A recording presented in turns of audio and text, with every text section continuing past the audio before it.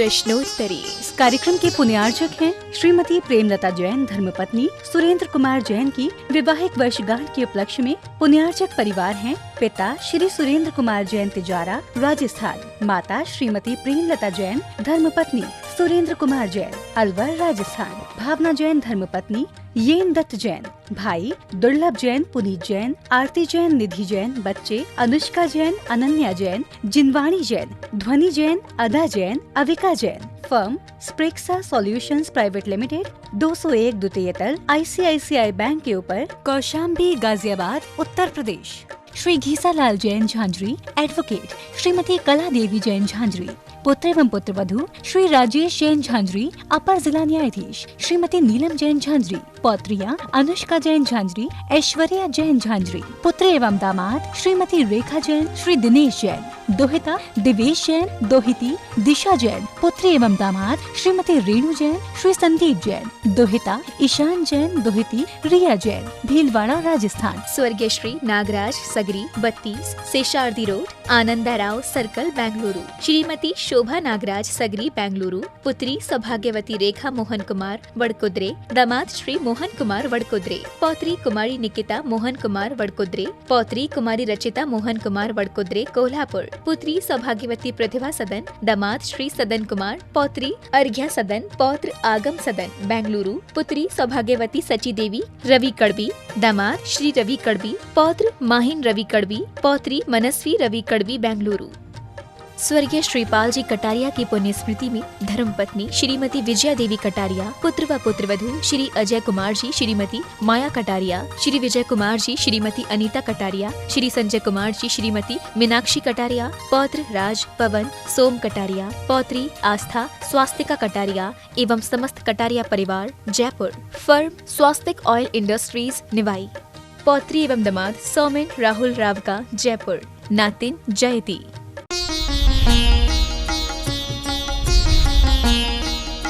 सुधा प्रश्नोत्तरी। नमोस्तु गुरुदेव, हम पर से क्षमा मांग लेते हैं, परंतु स्व आत्मा से क्षमा कैसे मांगे? पहली बात, क्षमा मांगना और अपराध करना ये चरणानुग व्यवहार की क्रिया है। व्यवहार में स्व और पर में भिन्नता होती है, निश्चय में अभेद होता है। निश्चय से ना कोई अपराधी है और ना कोई क्षमा है। दोख शोक आदि ये पर्याय आत्मा की नहीं, निश्चय में। निश्चय में तो केवल ज्ञान की पर्याय भी नहीं है, पर्याय नाम की चीज ही नहीं है। केवल ज्ञान पर्याय, सिद्ध पर्याय आदि ये भी नहीं है, फिर रोग शोक आदि कहाँ है? और व्यवहार न में कहेंगे तो व्यवहार न भेदस्तु व्यवहार। जब व्यवहार न की तरफ जाते हैं तो में स्व और पर का भेद होता है, क्योंकि स्वयं के साथ जो उसने दुर्व्यवहार किया है, अपराध किया है, तो उसके लिए हमारे जैनाचार्यों ने कहा उस दुर्व्यवहार को छोड़ देना ही क्षमा है। प्रसम भाव ही क्षमा है, संवेग भाव ही क्षमा है, वैराग भाव ही क्षमा है, अपने आप में स्थित हो जाना, लौट आना ही क्षमा है। छेद उपस्थापना, छेद यानी दोष, उपस्थापना यानी पुनः लौट आना, बस यही क्षमा है। यानी जो हमारे लिए रोग शोक भय आदि कसाय राग द्वेष थे, उनसे निवृत्ति होने का नाम क्षमा है। दूसरे के लिए हम ऐसा नहीं कह सकते। दूसरे ने रोग शोक दुख क्रोध हमसे किया है तो हम उसको क्षमा कर सकते हैं, लेकिन हम उससे नहीं कह सकते तुम भी क्षमा मांगो। हम क्षमा मांग सकते हैं, उससे क्षमा मंगवाने की नहीं कह सकते। हम क्षमा कर सकते हैं, वो क्षमा करे या न करे, लेकिन जब हम आत्मा की क्षमा में आएंगे तो हम अपने आप में कहेंगे हम आज से जो क्रोध किया है उसका त्याग करते हैं, जो शोक किया है उसका त्याग करते हैं। जो अपराध हो रहा है उस अपराध का त्याग करना ही हमारे यहाँ क्षमा कहलाता है, जिसे कहा गया जो दोष हमसे हुआ है प्रतिक्रमण क्षमा का प्रारंभ रूप। प्रतिक्रमण जैसे अपन से गलती हो जाए ना तो कहते भैया मुझे इसका खेद है। इसी प्रकार अपने आत्मा से कहना अंतो डज्जा में, हमसे जो अपराध हुआ, रोग शोक आदि जो हुआ, अपराध हुआ, हमने आत्मा के साथ अपराध किया, आत्मा को विभाव की तरफ ले गए तो सबसे पहला क्षमा का प्रथम है तस्य मिच्छामि दुक्कडम, मुझे अपनी खुद की गलतियों पर खेद है, मुझे खुद की गलतियों पर खेद, जो मुझे नहीं करना चाहिए वो मैंने किया, मैंने अपनी आत्मा को दुख दिया, मैंने अपनी आत्मा के विपरीत गया, मैं आत्मा को स्वभाव में न ले जाकर विभाव में ले गया। हा दुष्टकयम, हा दुष्ट चिंतियम, हा दुष्ट भाष्यम, हा दुष्ट चिंतियम, ये पहला है। दूसरा है इसके लिए मैं अपने आप को दंडित करता हूं, इसके लिए मैं आपको दंडित करता हूं, मैं अपने आप को दंडित, दूसरे को नहीं। इसने अपराध किया है, ये क्षमा नहीं है कि मैं उसको दंडित करूं, मैंने अपराध किया है, मैं अपने आप को दंडित करता हूं, जिससे हमारी शास्त्रीय भाषा में प्रायश्चित बोलते। ये क्षमा का दूसरा, आत्मा से क्षमा मांगने का दूसरा तरीका। तीसरा अंतिम तरीका है, जो गलती आज हुई है अब भविष्य में नहीं होगी, ये प्रत्याख्यान तीसरा तरीका है। तो आत्मा से क्षमा मांगने का तरीका है प्रतिक्रमण, प्रायश्चित और प्रत्याख्यान। नमोस्तु गुरुदेव, किस कर्म के उदय से अभव्य जीव को चारित्र की प्राप्ति होती है? बहुत अच्छी शंका की उन्होंने कि अभव्य को जो है चारित्र किस कर्म के उदय से होता है। स्पष्ट रूप से आगम में आया है कि जो द्रव्य चारित्र है यह किसी कर्म के क्षयोपशम से नहीं होता है, कसाई की मंदता से होता है। ज्ञानावरणी कर्म के क्षयोपशम से तो है नहीं, दर्शनावरणी के क्षय, वीर्यांतराय कर्म का क्षयोपशम सबके साथ चलता है, वो तो है ही। लेकिन जो उसने संयम धारण किया, द्रव्य संयम, ये कसाई की मंदता का प्रतीक है। बिना संयम के कसाय अनंतानुबंधी इतनी मंद हो नहीं सकती कि वह 9वें ग्रेविक में पैदा करा दे, इतनी मंद नहीं हो सकती। कसाय मंद होती है, मिथ्या दृष्टि की भी शुक्लेस्या होती है, लेकिन अनंतानुबंधी का सर्वोत्कृष्ट मंद परिणाम 9वें ग्रेविक में जाने वाले मुनिव्रत धारण करने वाले को होता है। मुनिव्रत धारण किए बिना अनंतानुबंधी की मंदता नहीं आती है। और यूं कहो, अनंतानुबंधी कसाई की मंदता के कारण से जब सर्वोत्कृष्ट अंश में पहुंचती है अनंतानुबंधी मंदता में, मतलब कहना चाहिए जघन्य में, सबसे जघन्य अनुभाग का उदय होता है, सबसे जघन्य, उस समय उसको मुनि बनने का भाव आता है, व्रत लेने का भाव आता है, किसी कर्म के क्षयोपशम से नहीं। क्योंकि चारित्र मोहिनी कर्म का क्षयोपशम है नहीं, क्योंकि अनंतानुबंधी कर्म का उदय जहाँ हो वहाँ चारित्र मोहिनी का क्षयोपशम बनता नहीं, और अभव्य होने से दर्शन मोहिनी का क्षयोपशम वहाँ है ही नहीं। मात कसाई की मंदता, मिथ्यात्व की मंदता, मिथ्यात्व भी सबसे मंद है, सबसे मंद है। मिथ्यात्व भी मंद उदय होता है। मिथ्यात्व का मंद उदय कब होता है? जिस समय वो दिगंबरी दीक्षा का भाव करता है, लेता है, अभी भाव क्या लेता है, लेकिन तत्व दृष्टि से नहीं, मुनि बनने का भाव करता है सबसे ज्यादा।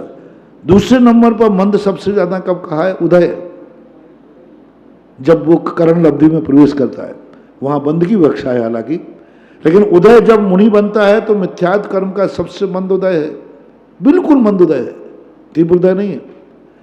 और अनंतानुबंधी के मंद उदय के कारण से वह द्रव्य चारित्र, क्योंकि द्रव्य चारित्र के लिए चारित्र मोहिनी के क्षयोपशम की जरूरत नहीं, वीर्यांतराय कर्म का क्षयोपशम चाहिए, तो वीर्यांतराय कर्म का क्षयोपशम उसके पास है, दिगंबरत की चर्या को सहन करने का। क्योंकि द्रव्यचर्या जो है मात वीर्यांतराय कर्म के क्षयोपशम के अधीन है, जितनी भी चर्या है सब वीर्यांतराय कर्म के। रत्नत्रय है क्षयोपशम, रत्नत्रय अलग चीज है और 28 मूल गुण अलग चीज है। मुनि व्रत को कहीं चारित्र मोहिनी के क्षयोपशम से नहीं कहा। जितने मुनि के 28 मूल गुण हैं, इनमें कहीं भी कोई भी चारित्र मोहिनी के क्षयोपशम से कोई भी गुण प्रकट नहीं होता, कोई भी गुण नहीं। 5 महाव्रत, जो और भी 7 शेष गुण, और भी षडावश्यक, पंच नरेंद्रियोध, केशवंश आदि आदि सब क्रियाएं चारित्र मोहिनी कर्म के क्षयोपशम से नहीं है। चारित्र मोहिनी कर्म के क्षयोपशम से रत्नत्रय होता है, और 28 मूल गुण रत्नत्रय नहीं है। 28 मूल के बाद रत्नत्रय आता है। यूं कहना चाहिए घड़ा है 28 मूल गुण और घी है रत्नत्रय। मिथ्या दृष्टि के पास घड़ा तो है लेकिन घी नहीं है उसमें। घड़ा तो है, घड़ा तो वो ले सकता है, और घड़ा मिट्टी का होता है, घी का नहीं होता। घड़ा खाया नहीं जाता, मिट्टी के घड़ा का मिट्टी खाई नहीं जाती, घड़ा भी खाया नहीं जाता, घी खाया जाता है।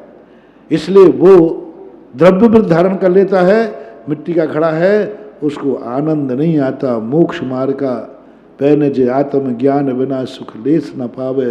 मुनिव्रत धार अनंत वार ग्रहविक उपजावे। क्योंकि उसका घड़ा तो है लेकिन मिट्टी का घड़ा है, घी के घड़े की संज्ञा को प्राप्त नहीं होता। इसलिए ऐसा मानना चाहिए। ऐसा शास्त्रों में द्रव्यलिंगी के संबंध में आता है। कसाई की मंदता का वर्णन मिलता है। नमोस्तु गुरुदेव, गृहस्थ द्वारा उच्चारित शांति धारा करने का क्या उतना ही पुण्य मिलेगा जितना कि साधु वृंदों के श्रीमुख से उच्चारित शांति धारा करने में मिलता है? पहली बात तो जैन दर्शन भावना प्रधान दर्शन है। दूसरा, पात्र की विशेषता होती है। वही शांति धारा या वही मंत्र गुरु के मुख से निकल रहा है तो गुरु के मुख में इतनी ताकत है कि वो जो शब्द निकाल दें वह मंत्र बन जाता है। अब विशेषता यदि नहीं होती तो अन्नम च गुरु उपदेशेण है।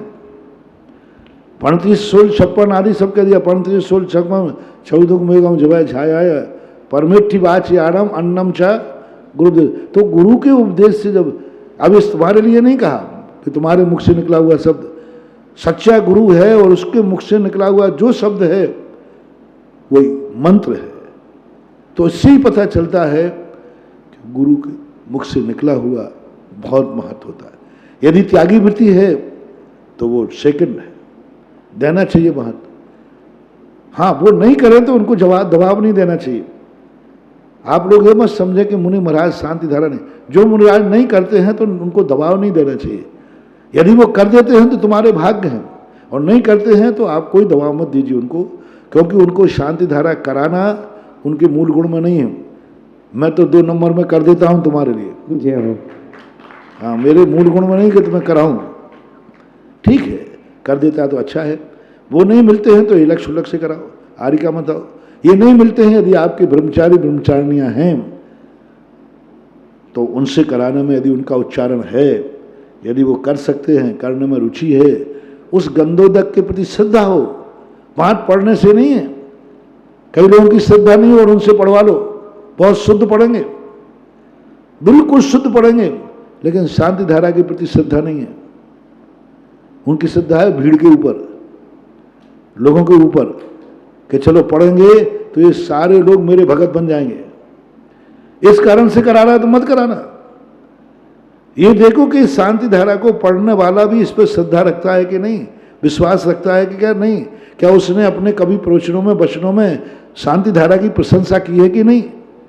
यदि प्रशंसा नहीं की है तो फिर उससे पढ़वाने की कोई जरूरत नहीं, कोई कार्य नहीं हो। पढ़ने वाला वक्ता जो बोल रहा है उसके प्रति स्वयं श्रद्धा भाव, समर्पण भाव है कि नहीं। यदि ऐसा समर्पण भाव त्यागी वृत्ति का है तो उन त्यागी वृत्तियों से पढ़वाना चाहिए। अब वो पढ़ के नहीं जाने तो फिर आप लोग पढ़ लेना चाहिए। फर्क तो पड़ेगा लेकिन भावना की मुख्यता होती है, ऐसा ध्यान रखें। नमोस्तु गुरुदेव, विपर्यास के तीनों भेद, संघ, कारण और भेदाभेद का क्या तात्पर्य है? कारण विपर्यास कहलाता है कि जो हमारे निर्विकल्प होने में कारण हैं, गुप्ती, समिति, परिचय आदि, रत्नत्रय आदि, चारित्र आदि, तप क्रियाएं आदि, इन क्रियाओं को जो कारण रूप में हो उन कारण रूप में स्वीकार नहीं करना।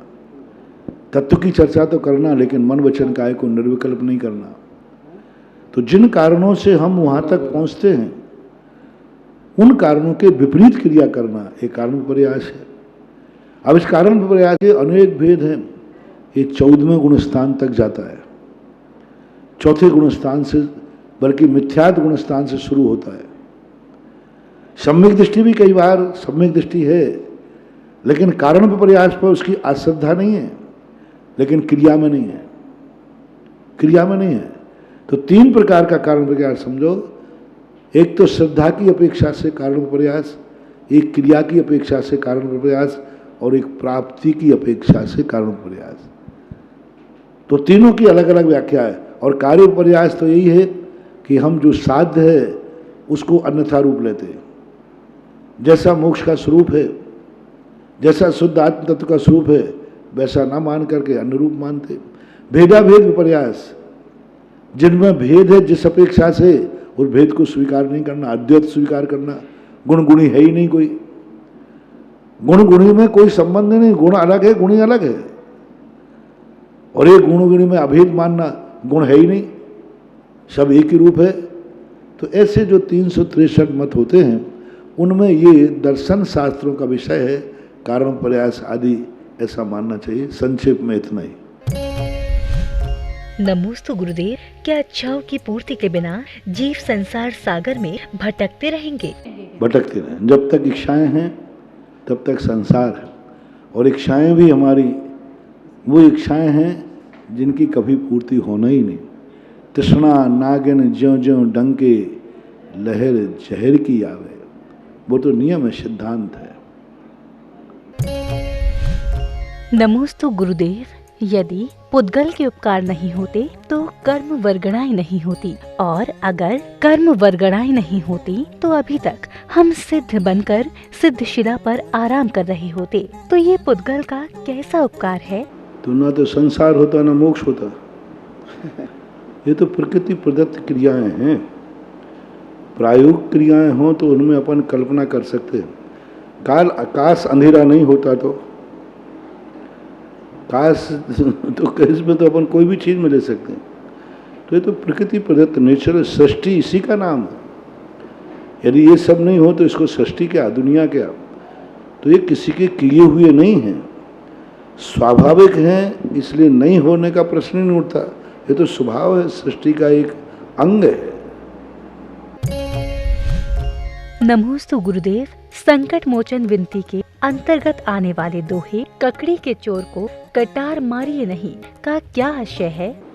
यानी छोटी सी गलती पर उसके प्राण मत लो। छोटी छोटी गलतियों पे हम इतना कसाय कर लेते हैं कि आप देखते हैं कि छोटी छोटी गलतियों पे कितना बैर बांध देते हैं। अरे भाई छोटी सी गलती थी, उसने कह दिया, अब उसने थोड़ी सी गलती कर दी और अपन बैर साध के बैठ गए। सालों महीनों जिंदगी निकल रही है बैर साधे। अरे भाई छोटी सी गलती थी, छोटी गलती में माफ़ कर दो, ख़त्म बात हो गई।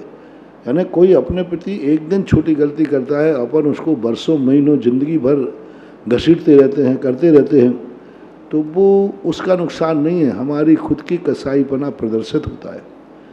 छोटी सी बात को लेकर यदि हम बढ़ाते हैं, हम अधिक समय तक रखते हैं, तो अपन समझते हैं कि इसमें हमारी महानता हो रही है। नहीं, अपनी रेपुटेशन गिर रही है, सामने वाले का रेपुटेशन गिरती है। यदि काकड़ी के चोर को कटार मारता है तो ककड़ी चोर वाले के ऊपर सारी दुनिया सहानुभूति करेगी, सारी दुनिया चोर के पक्ष में हो जाएगी और कटार मारने वाले के विपक्ष में हो जाएगी। तो हमें ये देखना पड़ता है कि जो अपराध करने वाला है, पहली बात वो किस स्तर का है। यदि वो छोटे स्तर का है और हम उसकी गलती को माइंड कर रहे हैं तो सारी दुनिया हमें ही दोष देगी कि तुम इतने बड़े महाराज होकर, इतने बड़े चक्रवर्ती होकर, इतने बड़े बाप होकर के, और तुम इस गलती, छोटी सी गलती को कसाय कर रहे हो। एक बच्चा रो रहा है, उसने कपड़े गंदे कर दिए बच्चे में, और उसको बाप उसको ठोकने में लगा है, मारने में। तो उन्हें कपड़े गंदे क्यों किए? मैं शादी में जा रहा था, मैं बारात में जा रहा था, तो सब कर दिया। अब बोलो, अब कपड़े गलते किए बच्चे ने और ये मारने लगा है, तो अपन देखेंगे तो किसको गलती कहेंगे? बाप की।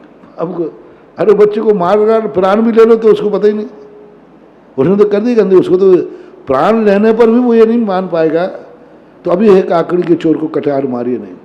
बच्चे ने कपड़े मार कर दिए और उसको तुम थप्पड़ मारने लगे हो। तो ये भी देखना चाहिए कि सामने वाला बुद्धिहीन है, उससे तो गलतियां होंगी ही होंगी।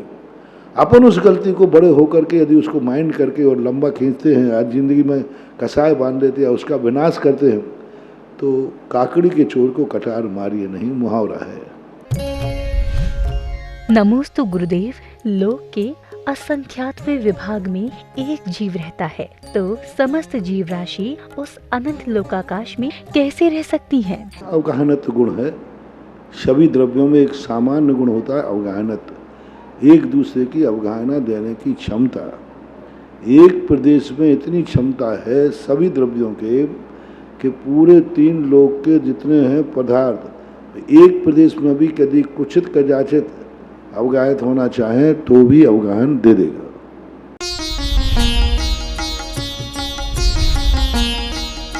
सुधा प्रश्नोत्तरी।